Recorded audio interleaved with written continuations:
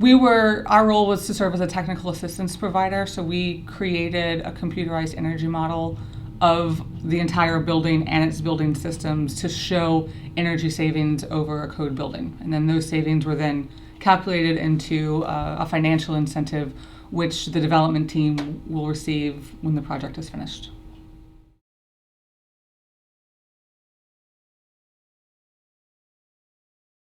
In general, I think we assessed what they had done in the building in terms of systems and provided input as to what financial incentives were available for each particular system type. We did have some limitations within the model, but those were all things that were accounted for and explained throughout the process.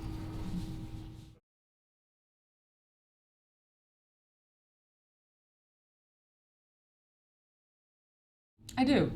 It's definitely the most aggressive building that I've seen in New York City in terms of sustainable features, particularly on the mechanical system side. Again, my energy model showed, I believe it was 40% savings, or over 40% savings. But in general, I think, yeah, it was 44.4% savings. Say that again. And again, there were some limitations in my model, so I would not be surprised if, data gathering at the end of the project after it's occupied, that there's significantly more savings than what was calculated.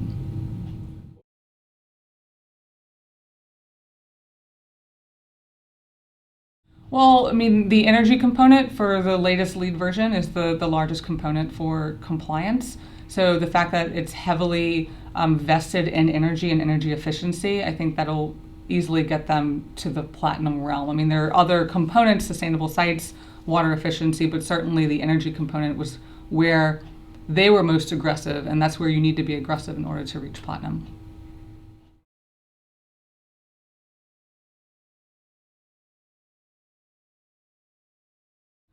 Well, I think it certainly sets a bar and a standard that other buildings of that type and size could look up to in terms of efficiency and know that it's actually possible.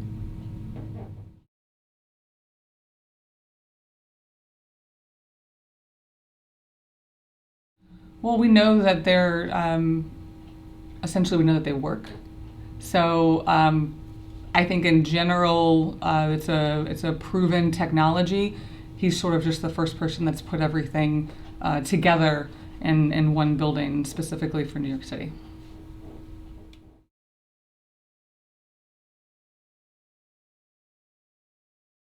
I think that they would be a building to strive for. They'd set a really good example in terms of what energy efficiency could be.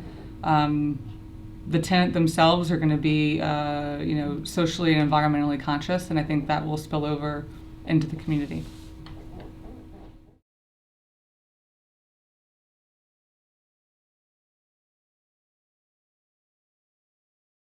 Well, I think that there's a lot of components within the mechanical system that basically allow for it to have a fast reaction time. So it's not like it's just one system type with no controls. There are actually controls in place to alleviate or respond to a number of climate change conditions.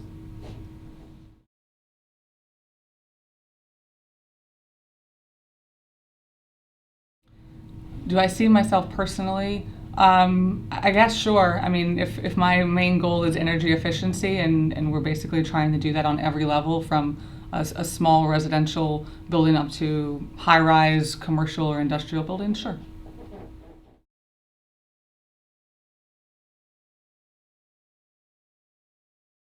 I really like the ventilation treatment system. So I've never seen um,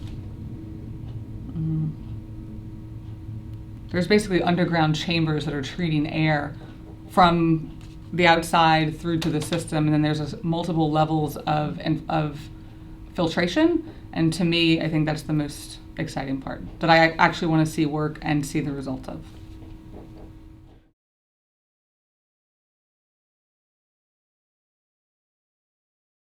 I could, sure. I mean, I buy my wind energy, all my lighting fixtures or LED or compact fluorescents. You know, compost my garbage, I definitely think that I'd fit in well with this building.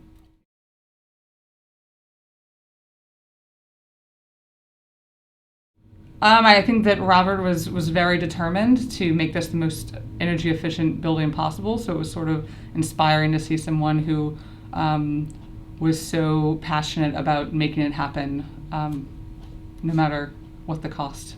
Maybe that's not the best thing to say, but he certainly had ambition to get it done and get it done right.